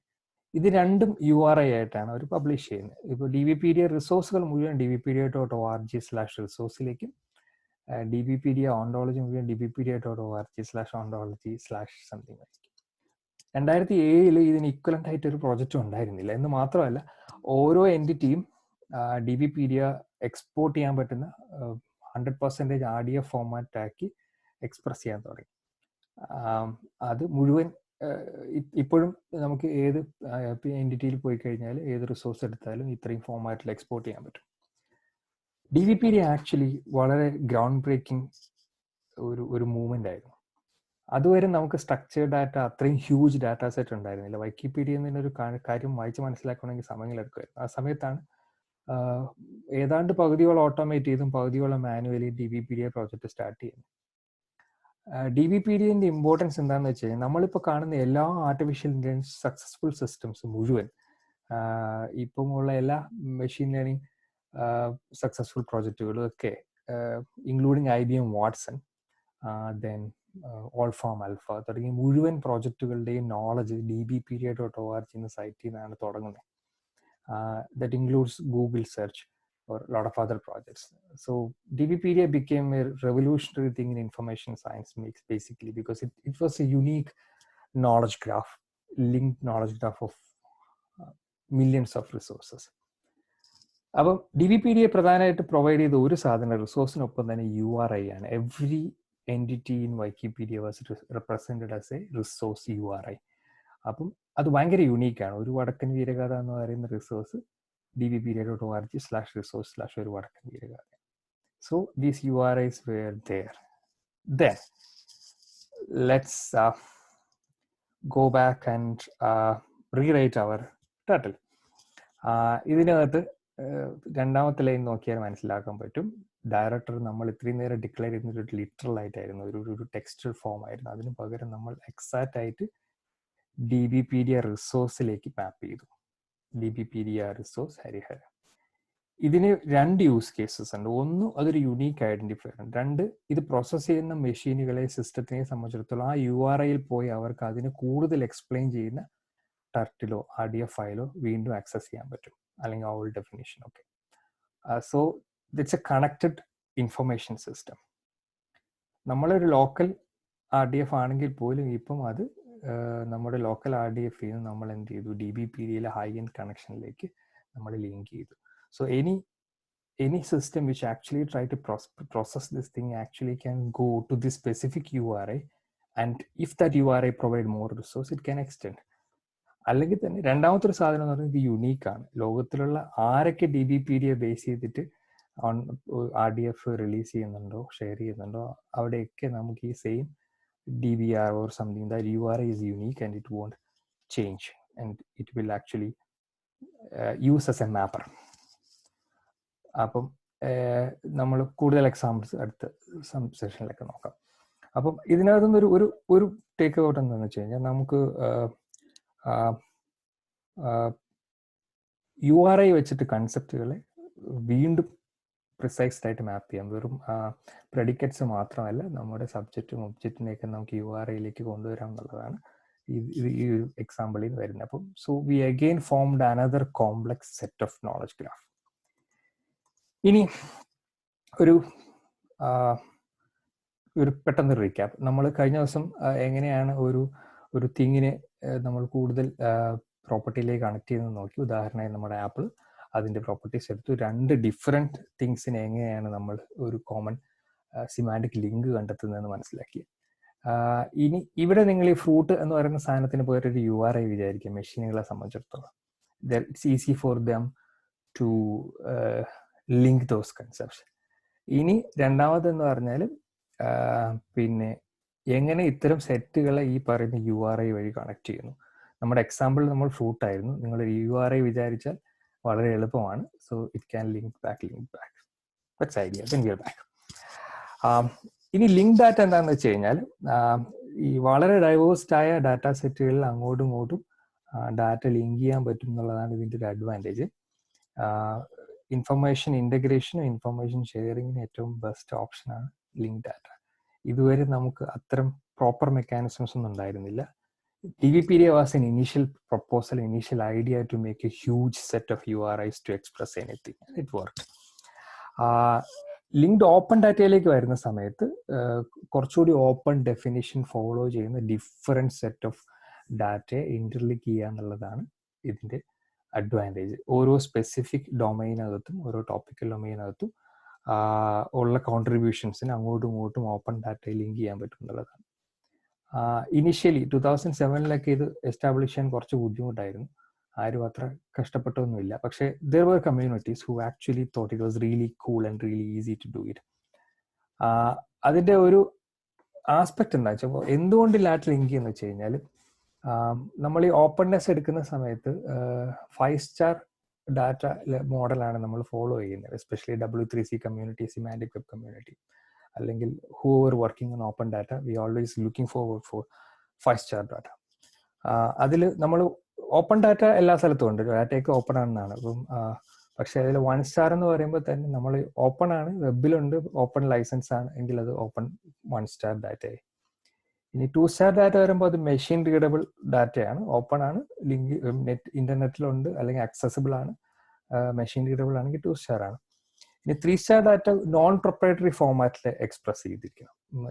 എല്ലാവർക്കും പ്രത്യേകിച്ച് ലൈസൻസിങ് ഒന്നും ഇല്ലാത്ത ഫോർമാറ്റ് ആയിരിക്കണം, യൂണിവേഴ്സലി അക്സെപ്റ്റ് ചെയ്യാൻ പറ്റുന്ന ഫോർമാറ്റ് ആയിരിക്കണം. 4 സ്റ്റാർ ഡാറ്റ RDFൽ എക്സ്പ്രസ് ചെയ്ത ഡാറ്റ ആയിരിക്കണം. ഇനി 5 സ്റ്റാർ ഡാറ്റ ആണെങ്കിൽ അത് ലിങ്ക്ഡ് ഓപ്പൺ ഡാറ്റ ആയിരിക്കണം. നമ്മുടെ ഈ ചെറിയ എക്സാമ്പിൾ, വടക്കം വീരഗാഥന്റെ എക്സാമ്പിൾ നോക്കിയാൽ നമ്മൾ തുടങ്ങിയ ഡാറ്റ RDF മുഴുവൻ 4 സ്റ്റാർ ആയിരുന്നു. നമ്മൾ ഈ ബാക്കി DBpedia URIകളായിട്ട് ലിങ്ക് ചെയ്ത സമയത്ത് ഇപ്പോൾ 5 സ്റ്റാർ ആയി. അതായത് നമ്മൾ ഉണ്ടാക്കിയ ചെറിയ piece of RDF is a 5 star linked open data at this point. It's really easy. Then കുറച്ചുകൂടെ സീരിയസ് എക്സ്പ്ലനേഷൻ എന്ന് പറയുന്നത് 1 സ്റ്റാർ ആണെങ്കിൽ PDF എക്സലോ CSV നെറ്റിലുണ്ടോ RDF ഉണ്ടോ, that's all belongs to 1 star. ഇനി 2 സ്റ്റാറിൽ വരുന്ന സമയത്ത് PDF മാതിരിയുള്ള മെഷീൻ റീഡബിൾ അല്ലാത്ത ഫോമാറ്റുകളൊന്നും 2 സ്റ്റാർ ആയിട്ട് കൺസിഡർ ചെയ്യില്ല. അതുകൊണ്ടാണ് DHSന്റെ ഡെയിലി ബുള്ളറ്റിനുകളൊന്നും ഓപ്പൺ ഡാറ്റ ആണെങ്കിലും അത് 1 സ്റ്റാർ ഡാറ്റ ആണെന്ന് പറയുന്നത്. PDF നമുക്ക് പാർസ് ചെയ്യാൻ പറ്റില്ല, ഓരോ ദിവസവും ഓരോ ഫോമാറ്റും ഓരോ കോളം ഓരോ ലേഔട്ടും ഒക്കെയാണ്. ഇനി 3 സ്റ്റാർ ഡാറ്റയിലേക്ക് വരുന്ന സമയത്ത് എക്സൽ മാതിരിക്കുള്ള പ്രൊപ്രൈറ്ററി ഫോമാറ്റുകൾ 3 സ്റ്റാർ ഡാറ്റ ആയിട്ട് കൺസിഡർ ചെയ്യില്ല. CSV മാതിരിയുള്ള ഓപ്പൺ ഡാറ്റകളും പിന്നെ നെറ്റിൽ അത്തരം ഓപ്പൺ ഡാറ്റ ഫ്രെയിംവർക്കുകളിൽ വരുന്ന സാധനങ്ങൾ മാത്രമേ നമ്മൾ 3 സ്റ്റാർ ഡാറ്റ ആയിട്ട് കൺസിഡർ ചെയ്യുള്ളൂ. 4 സ്റ്റാർ ഡാറ്റ RDFും ലിങ്ക് ഡാറ്റയും ഒക്കെ 4 സ്റ്റാർ ആണ്. 5 സ്റ്റാറിലേക്ക് വരുന്ന സമയത്ത് RDF ലിങ്ക് ഡാറ്റ ആയിട്ട് റെപ്രസെന്റ് ചെയ്ത ഡാറ്റ മാത്രമേ 5 സ്റ്റാർ ആയിട്ട് കൺസിഡർ ചെയ്യുന്നുള്ളൂ. ഫെയർ മോഡൽ സ്റ്റാർട്ട് ചെയ്യുന്നത് 5 സ്റ്റാറിൽ നിന്നാണ്. ഫെയർ ഡാറ്റയെ കുറിച്ചൊക്കെ വർക്ക് ചെയ്യുന്ന ആൾക്കാരുണ്ടെങ്കിൽ വ്യക്തമായിട്ട് കുറച്ചുകൂടി ഇപ്പം കുറച്ചുകൂടി ക്ലിയർ ആയിട്ടുണ്ട്. ഫെയർ ഡാറ്റ മോഡൽ 5 സ്റ്റാറിൽ നിന്നാണ്. അത് ലിങ്ക്ഡ് ആയിരിക്കണം, ഐഡന്റിഫയേഴ്സ് ഉപയോഗിച്ചിരിക്കണം, ഇനി അങ്ങോട്ടും ഇങ്ങോട്ടും ഓപ്പൺലി കണക്റ്റബിളും ആക്സസിബിളും ആയിരിക്കണം. ദെൻ ഈ ലിങ്ക്ഡ് ഓപ്പൺ ഡാറ്റയ്ക്ക് 4 മെയിൻ റൂൾ ഉണ്ട്. ഒന്ന്, URIകൾ മാത്രമേ ഉപയോഗിക്കാൻ പാടുള്ളൂ, നെയിം ഫോർ തിങ്സ്. ഉദാഹരണമായി നമ്മളിപ്പോൾ കണ്ട മാതിരി MD വാസുദേവൻ നായർക്ക് പകരം ഇവിടെ URI ആണ് ഉപയോഗിച്ചത്. കോംപ്ലക്സ് കേസ് വരുന്ന സമയത്ത് പിന്നെ എപ്പിഡെമിയോളജിക്കൽ ഡാറ്റ വരുന്ന സമയത്ത് അല്ലെങ്കിൽ അത്തരം കോംപ്ലക്സ് മോഡലിലേക്ക് പോകുന്ന സമയത്ത് പ്രിസൈസ്ലി URI ആയിരിക്കണം ഉപയോഗിക്കേണ്ടത്. ദെൻ HTTP URI ആയിരിക്കണം എന്നുള്ളതാണ് രണ്ടാമത്തെ റെക്കമെൻഡേഷൻ ലിങ്ക്ഡ് ഓപ്പൺ ഡാറ്റേൻ്റെ. ഉദാഹരണമായി ആ URL ആക്സസ് ചെയ്യാൻ പറ്റണം, അവിടെ എന്തെങ്കിലും വേറൊരു കണ്ടന്റ് ഉണ്ടായിരിക്കണം. ഇപ്പോൾ DBpedia നമ്മൾ ഉപയോഗിക്കുന്നതിൻ്റെ പ്രധാനപ്പെട്ട റീസൺ DBpediaയിൽ ആ ഒരു URI പോയാൽ നമുക്ക് കൂടുതൽ കണ്ടന്റ് കിട്ടും, കൂടുതൽ ആക്സസിബിൾ ആണ്. HTTP മെക്കാനിസത്തിൽ കൂടി കൂടുതൽ ഡാറ്റ ആക്സസിബിൾ ഉള്ള പ്രൊവിഷൻ ഉണ്ട്. ഇനി ആക്സസിബിൾ മാത്രമല്ല, ഹ്യൂമൻ ആ URI ആക്സസ് ചെയ്യാൻ പറ്റുകയാണെങ്കിൽ some useful information should be there. They should explain that what is actually there in this resource or something like that. Then RDF സ്പാർക്കിളോ മാതിരിയുള്ള സാധനങ്ങൾ വഴിയും ആ URI ഇന്റർപ്രറ്റ് ചെയ്യാൻ പറ്റണം. ഇനി നാലാമത്തെ സാധനം എന്ന് പറയുന്നത് ആ URI മറ്റ് URIകളായി കണക്ട് ചെയ്തിരിക്കണം. ഇത്രയും തിയററ്റിക്കലാണ്. ഇനി നമ്മൾ പ്രാക്ടിക്കൽ കേസ് നോക്കുമ്പോൾ കുറച്ചുകൂടി നന്നായി അത് എസ്റ്റാബ്ലിഷ് ചെയ്യാൻ പറ്റും. ഇനി ഓപ്പൺ ഡെഫിനിഷൻ എന്ന് പറയുന്നത് വളരെ ഫുൾ ഫ്ലെജ് ഡെഫിനിഷൻ ആണ്. എന്താണ് ഓപ്പൺനെസ് എന്ന് പറയുന്ന സാധനം? നമ്മൾ ഈ ഓപ്പൺ എന്ന് പറഞ്ഞാൽ പോലും അതൊന്നും ഓപ്പൺ അല്ല. അതിന് ലൈസൻസിങ് ഉൾപ്പെടെയുള്ള ഒരുപാട് കൺസെപ്റ്റുകളും അതിൻ്റെ റീയൂസബിലിറ്റിയും ഓപ്പൺ ഡെഫിനിഷനകത്ത് വരും. സോ ഓപ്പൺ ഡെഫിനിഷൻ അനുസരിച്ചാണ് നമ്മൾ ഈ ലിങ്ക്ഡ് ഓപ്പൺ ഡാറ്റയെ 100% ഓപ്പൺ ആക്കി കൺസിഡർ ചെയ്യുന്നത്. അപ്പം ലിങ്ക്ഡ് ഓപ്പൺ ഡാറ്റ അതിൻ്റെ ഒരു ഡെപ്ത് മനസ്സിലാവണമെങ്കിൽ LODcloud.net എന്നൊരു സൈറ്റ് ഉണ്ട്. ഞാൻ റിസോഴ്സ് പിന്നെ ലിങ്ക് ചെയ്യാം. LOD ക്ലൗഡിൽ പോയി കഴിഞ്ഞാൽ LODcloud.net ആണ് ആ സൈറ്റ്. നിങ്ങൾക്ക് ക്ലൗഡിൻ്റെ ആക്ച്വലി ഗ്രോത്ത് കാണാൻ പറ്റും. 2007 ഇത്രയും ഡാറ്റാ സെറ്റിലാണ് കണക്ട് ചെയ്തിട്ടുള്ളത്. ഇതൊരു ചെറിയ ഡാറ്റാ സെറ്റ് കൺസിഡർ ചെയ്യേണ്ട. ഉദാഹരണമായി DBpedia എന്ന് പറയുന്നത് വൈക്കി ഡാറ്റയിൽ നിന്ന് എക്സ്ട്രാക്ട് ചെയ്ത ഡാറ്റാ സെറ്റ് ആയിരുന്നു. അതൊരു വലിയ ഹ്യൂജ് ഡാറ്റാ സെറ്റാണ്. അതിലേക്ക് 2007 US സെൻസസ് ഡാറ്റ ലിങ്ക് ചെയ്തു. ജിയോ നെയിംസ് എന്ന് പറയുന്ന ലോകത്ത് ഏറ്റവും എക്സ്പ്ലനേറ്ററി ആയിട്ടുള്ള geo name identification service link ചെയ്തിട്ടുണ്ട്. മ്യൂസിക് ബ്രെയിൻസ്, നമ്മുടെ ഈ മുഴുവൻ മ്യൂസിക്കുകളുടെയും അത്യാവശ്യം ഇന്റർനാഷണൽ അവൈലബിൾ ആയിട്ടുള്ള മുഴുവൻ പോപ്പുലർ മ്യൂസിക്കിൻ്റെയും മെറ്റാഡാറ്റ ഹോൾഡ് ചെയ്യുന്ന ഒരു ഡാറ്റാ സെറ്റാണ് മ്യൂസിക് ബ്രെയിൻസ്. അത് ലിങ്ക് ചെയ്തിട്ടുണ്ട്. 2007 അവസാനം, ഇത് 2007 മെയ് ആണ്, 2007 ഒക്ടോബർ ആയപ്പോഴേക്കും ആ ഡാറ്റാ സെറ്റ് പുതുതായിട്ട് ഇത്രയും കൂടി ഗ്രോ ചെയ്തു. ഓണ്ടോ വേൾഡ് എന്നൊക്കെ പറയുന്ന പ്രൈവറ്റ് എൻറ്റിറ്റീസ് ജോയിൻ ചെയ്തു അതിനകത്തേക്ക്. ഇനി 2009 ആയപ്പോഴേക്കും ഈ LOD ക്ലൗഡ് എന്ന് പറയുന്ന സാധനം ഇത്രയും ഹ്യൂജ് ആയിട്ട് ഡെവലപ്പ് ചെയ്ത്. ഈ ലിങ്കുകൾ നോക്കണം, അതിന് ഡയറക്ഷനൊക്കെ ഉണ്ട്. ഇത് കഴിഞ്ഞാൽ പിന്നെ നമുക്ക് റീഡ് ചെയ്യാനെങ്കിൽ ആ സൈറ്റിൽ തന്നെ പോകണം, SVG റെപ്രസെൻറ്റേഷൻ നോക്കേണ്ടി വരും. ഇപ്പം ഈ ലിങ്ക് എങ്ങനെ സംഭവിക്കുന്നത് മനസ്സിലായല്ലോ. നമ്മൾ നമ്മുടെ കുഞ്ഞ് ഡാറ്റാ സെറ്റിനെ എങ്ങനെ DBpedia ലിങ്ക് ചെയ്തു അതുപോലെ തന്നെയാണ് ഈ ഡാറ്റാ സെറ്റുകൾ ലിങ്ക് ചെയ്യാൻ തുടങ്ങിയത്. 2009 ആയപ്പോഴേക്കും കൂടുതൽ സയന്റിഫിക് ഡാറ്റ DBPDയിലേക്കും അങ്ങോട്ടും ഇങ്ങോട്ടും ലിങ്ക് ചെയ്യാൻ തുടങ്ങി. BBC ഒക്കെ LOD ക്ലൗഡിലേക്ക് വരുന്ന 2009-ലാണ്. 2010 ആയപ്പോഴേക്കും കൂടുതൽ എലാബറേറ്റഡ് ഗ്രോത്ത് വന്നു. അതിൽ പിങ്ക് കളർ കാണുന്ന ലൈഫ് സയൻസ് ആണ്. ലിങ്ക്ഡ് ഓപ്പൺ ഡാറ്റയിൽ വർക്ക് ചെയ്യുന്ന ഏറ്റവും ആക്റ്റീവ് കമ്മ്യൂണിറ്റി, സെമാന്റിക് വെബിലെ ഏറ്റവും ആക്റ്റീവ് കമ്മ്യൂണിറ്റി ലൈഫ് സയൻസുകാരാണ്. അതിന്റെ കോൺട്രിബ്യൂഷൻ റേഷ്യോ നോക്കിക്കഴിഞ്ഞാൽ നമ്മൾ തന്നെ വളരെ സർപ്രൈസിങ് ആണ്. അവരുടെ ഡാറ്റാ സെറ്റുകളും ഒക്കെ ലൈഫ് സയൻസ് ഡാറ്റാ സെറ്റുകളൊക്കെ 100% LOD ഡാറ്റാ സെറ്റുകളാണ് വരുന്നത്. In 2014 we reached so far. Then in 2017 ഈ റെഡ് മുഴുവൻ ലൈഫ് സയൻസ് ആണ് ലെഫ്റ്റ് സൈഡിൽ കാണാൻ പറ്റുന്നത്. അപ്പോൾ ലൈഫ് സയൻസ് എന്ന് പറയുന്നത് it's A huge complex data set. നിങ്ങൾ LODcloud.net പോയിട്ട് സൂം ചെയ്ത് കാണാൻ പറ്റും ഓരോ ഡാറ്റാ സെറ്റും എന്താണ്. അത് ജീൻ ജെനറ്റിക്സ് മുതൽ പ്രോട്ടീൻ മുതൽ പല കോംപ്ലക്സ് കൺസെപ്റ്റുകളുമാണ് അതിനകത്ത് ലിങ്ക് ചെയ്തത്. Then 2018 and so far end of 2018 2019 പുതിയ ഗ്രാഫ് ആ സൈറ്റിലുണ്ട്. കുറച്ചുകൂടി ഹ്യൂജ് റെപ്രസെൻറ്റേഷൻ ആണ്. Thanks to again life science community and lot of other scientific community. ഇപ്പം വലിയ റിസർച്ച് സെന്റേഴ്സ് ഒക്കെ CERN ഉൾപ്പെടെയുള്ള റിസർച്ച് സെന്റേഴ്സും NASA ഉൾപ്പെടെയുള്ള വലിയ ഓർഗനൈസേഷൻസും ഒക്കെ LOD ക്ലൗഡിലേക്കാണ് ഇപ്പോൾ ലിങ്ക് ചെയ്തിട്ടാണ് ഡാറ്റ പബ്ലിഷ് ചെയ്യുന്നത്.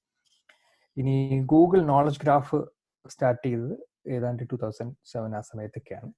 ഗൂഗിൾ നോളജ് ഗ്രാഫ് ചെയ്യുന്നതാണ് ഈ ഗ്രാഫ് ഡാറ്റാ ബേസുകൾ അല്ലെങ്കിൽ RDF ലിങ്ക് ഡാറ്റാ സെറ്റുകളെയൊക്കെ നോളജ് ഗ്രാഫ് എന്ന് വിളിക്കുന്നത്. ഈ DBPD എക്സ്ട്രാക്ഷനിൽ നിന്നാണ് ആക്ച്വലി ഗൂഗിൾ നോളജ് ഗ്രാഫ് ഗൂഗിളും അവരുടെ നോളജ് ഗ്രാഫ് ഉണ്ടാക്കാൻ സ്റ്റാർട്ട് ചെയ്തത്.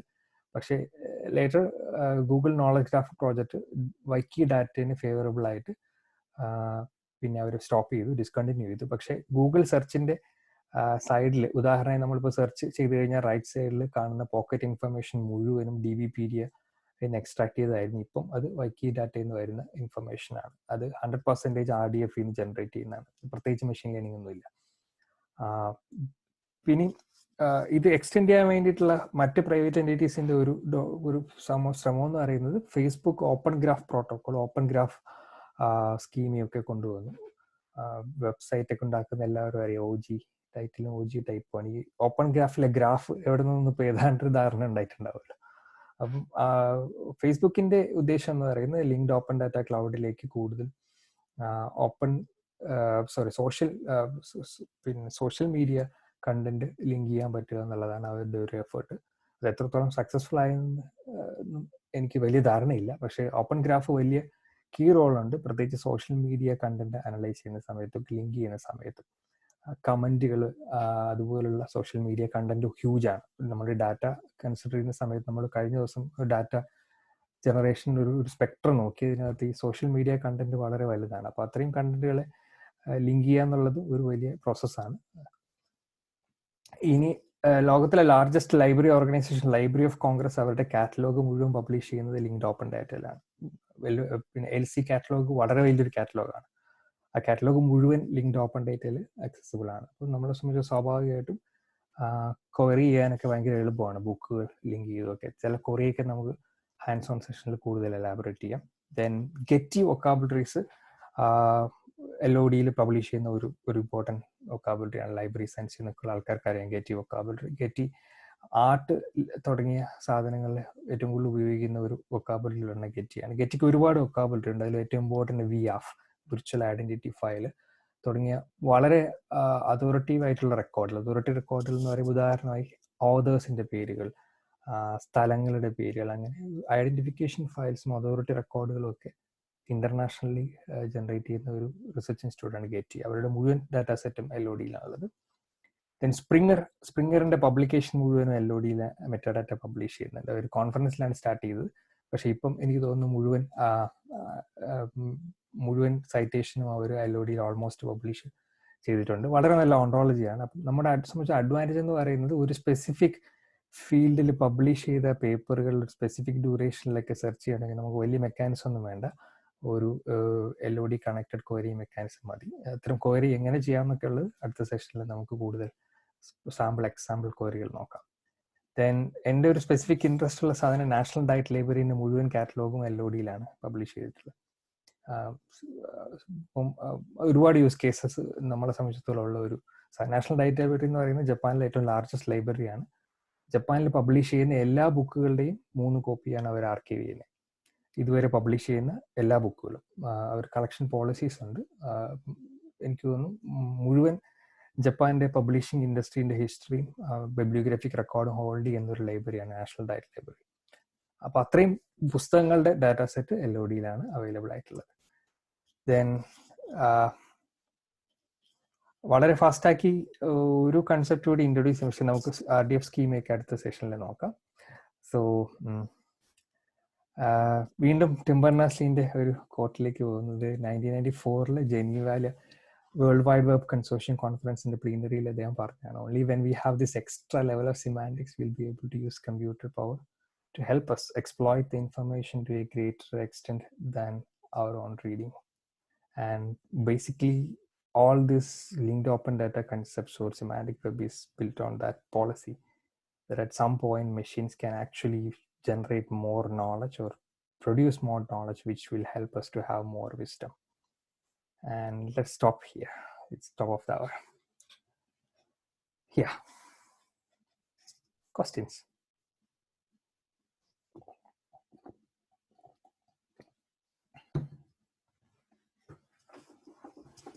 Hello?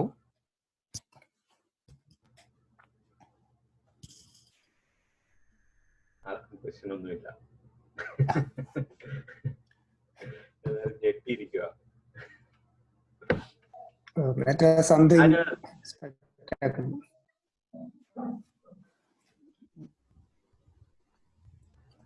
ഞാൻ മറ്റേ പക്കേമിന്റെ നോക്കിയായിരുന്നു കേട്ടോ നിഷാദെ. അത് സ്പാർക്കിളിലാണ് അവര്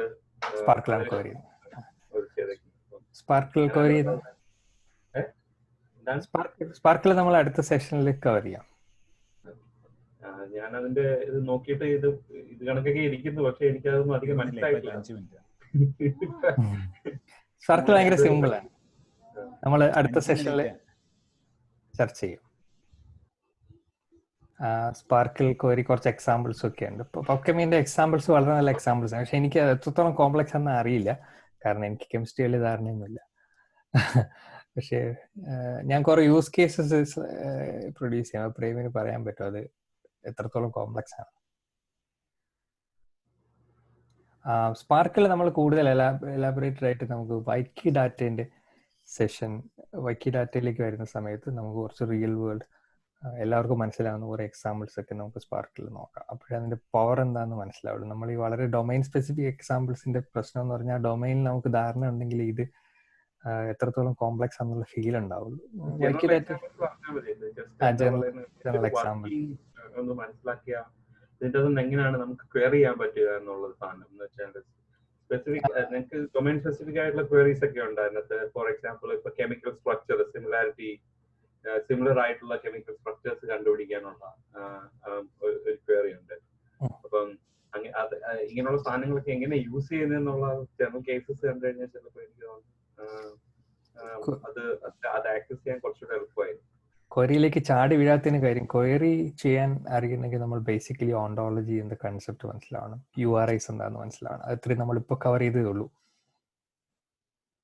കാരണം ക്വയറി നമ്മൾ URI ആണ് ക്വയറി ചെയ്യുന്നത് പല കേസിലും.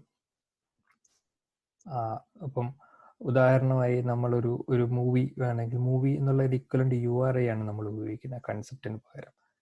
അപ്പം URIകൾ ഇപ്പൊ നമ്മൾ കവർ ചെയ്തു, RDFന്റെ സ്ട്രക്ചർ എന്നാണ് കവർ ചെയ്തു. ഇനി മെല്ലെ മെല്ലെ ക്വയറിയിലേക്ക് പോകാന്നേ ഉള്ളൂ. വളരെ സിമ്പിളാണ്. ഏതാണ്ടൊക്കെ ഒരു ധാരണ ഈ 3 സെഷനിലുണ്ടെങ്കിൽ ക്വയറി എക്സ്പ്ലെയിൻ ചെയ്യാൻ എളുപ്പമാണ്. കുറച്ചു പേർക്കെങ്കിലും അത് ഫോളോ അപ്പ് ചെയ്യാൻ പറ്റും. പിന്നെ ക്വയറിയും കൂടെ പഠിച്ചു കഴിഞ്ഞാൽ നമ്മുടെ ഈ ഗ്രൂപ്പിലുള്ള ആൾക്കാരുടെ സെർച്ചിങ് പവർ ഇൻക്രീസ് ചെയ്യും എന്നാണോ താങ്കളുടെ അഭിപ്രായം? സെർച്ചിങ് പവർ ഇൻക്രീസ് ചെയ്യാനില്ല, പക്ഷെ 1-2 വർഷത്തിന് മുമ്പ് ഇതിനകത്ത് വർഷം കൊണ്ട് ഇതിനകത്ത് ഹയർ റിസർച്ചിലും അല്ലെങ്കിൽ ഡാറ്റ കൺസെപ്ഷനിലും ഒക്കെ ബന്ധപ്പെട്ടുള്ള ആൾക്കാർ RDF റിയൽ ആയിട്ട് അവരുടെ ലൈഫിൽ കിട്ടും, അവർ വർക്ക് ചെയ്യേണ്ടി വരും. അപ്പം ഈ ഇത്രയും സെഷനുകളിൽ ബേസിക്കലി കവർ ചെയ്ത കാര്യങ്ങൾ പലതും യൂസ്ഫുൾ ആയിരിക്കും എന്നുള്ളതാണ് എൻ്റെ വിശ്വാസം. അല്ലാതെ എല്ലാവരും നാളെ തൊട്ട് പോയി RDF കോറിയെന്ന് വെച്ചാൽ എനിക്ക് അറിഞ്ഞുകൂടാ. പക്ഷേ മാസീവ് ആയിട്ടൊരു മൂവ്മെന്റ് നടക്കുന്നുള്ളത് ഭയങ്കര ഒബ്വിയസ് ആണ് കേട്ടോ. ഈ ഒരു കെമിസ്ട്രി അല്ലെങ്കിൽ മെറ്റീരിയൽ സയൻസ് കമ്മ്യൂണിറ്റിയിൽ പിന്നെ ഈ മെഡിസിനൽ കോമ്പൗണ്ട്സ് ഈ പറഞ്ഞ കണക്ക് ബയോ സയൻസുകാർ കോൺട്രിബ്യൂട്ട് ചെയ്തിട്ട് ഭയങ്കരമായിട്ട് അതിന്റെ ഒരു ഭയങ്കര കോംപ്രിഹെൻസീവ് ആയിട്ടുള്ള ഡേറ്റാബേസ് ഓൾറെഡി ഇവർ ബിൽഡ് ചെയ്ത് തന്നെയാണ്. ഞാനിപ്പോ അവര് ലോഞ്ച് ചെയ്തപ്പം നടത്തിയ പ്രസന്റേഷൻ ഒക്കെ പോയി കണ്ടു നോക്കി. ഇപ്പൊ ജനറൽ ഓഡിയൻസിന് ഇവർ ഈ കാര്യങ്ങൾ എക്സ്പ്ലെയിൻ ചെയ്ത് നടക്കി. എന്നാലും ഇതിന്റെ അത് അവിടെ ഇവിടെയൊക്കെ കാര്യങ്ങൾ കുറച്ച് മനസ്സിലാവുന്നുണ്ട്. നല്ലാതെ പൂർണ്ണമായിട്ട് എനിക്ക് അങ്ങോട്ട് പിടികിട്ടിട്ടില്ല. എന്ന് വെച്ചാൽ മൊത്തം ഈ കമ്പ്യൂട്ടർ സയൻസിന്റെ അല്ലെങ്കിൽ ഈ മെറ്റാ ഡേറ്റക്കാരുടെ ടെർമിനോളജി ഉപയോഗിച്ചിട്ടാണ് അവർ എക്സ്പ്ലെയിൻ ചെയ്തത്.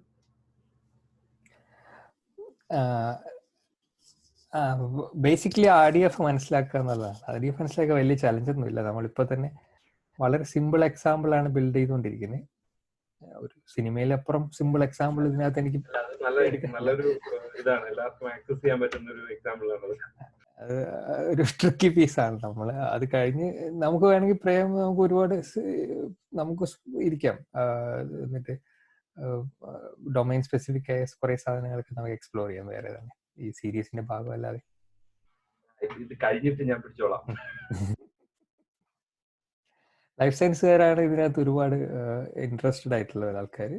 അവർക്ക് ഒത്തിരി വലിയ ജീൻ ഓണ്ടോളജി ഒക്കെ വലിയ ഓണ്ടോളജിയാണ്.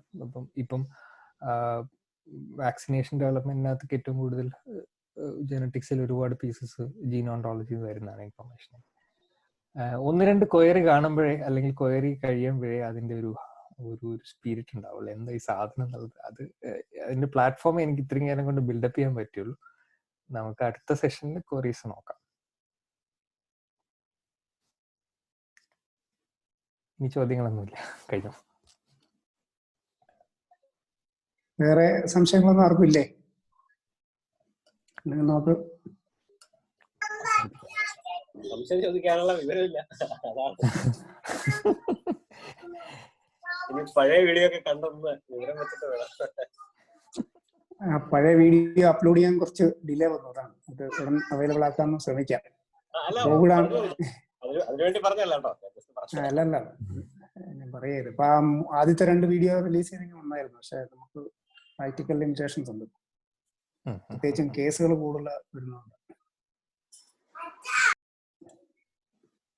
എനിക്ക് തോന്നുന്നു കുറച്ചുകൂടെ 1-2 ഇമ്പോർട്ടൻറ്റ് സാധനങ്ങളൊക്കെ ഞാൻ സ്ലൈഡിൽ പ്രത്യേകിച്ച് റീക്യാപ്പായിട്ട് ആഡ് ചെയ്തിട്ടുണ്ട്.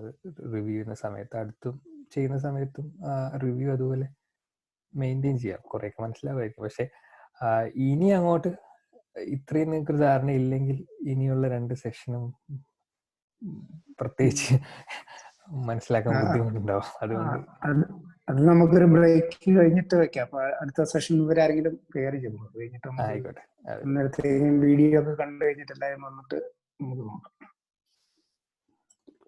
നന്നാവുക. ഓക്കെ, ശരി. Okay, thank you. Good night. Good night. Thank you. Thank you very much.